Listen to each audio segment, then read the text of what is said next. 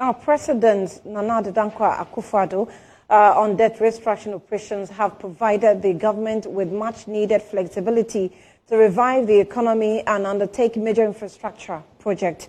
During the presentation of the credentials to 9 newly appointed diplomats, the president said the successful negotiations with local bondholders and external creditors have paved the way for the IMF Executive Board to approve the disbursement of an additional $360 million. The government was compelled to renegotiate with both local bondholders and external creditors to benefit from IMF support. Having completed 3 major debt restructuring operations, the government says it now has some relief to focus on other areas of development.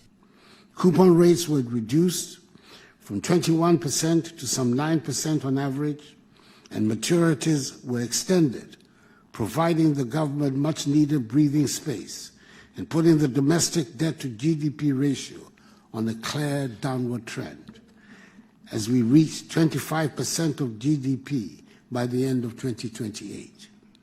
Overall, 203 billion cedis have been exchanged. This has helped ease the massive near-term local debt service burden, which was more than 40% of our tax revenues. Furthermore, the completion of the DDEP will help to reduce the present value of debt to GDP ratio by 9 percentage points in 2028.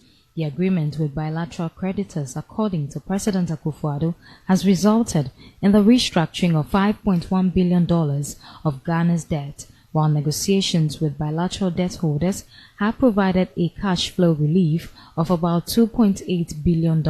Furthermore, the completion of these negotiations has paved the way for the IMF's Executive Board to convene at the end of this week on Friday, 28th June, to approve Ghana's second review of the fund program, which will result in a further disbursement to Ghana of $360 million in support of the program.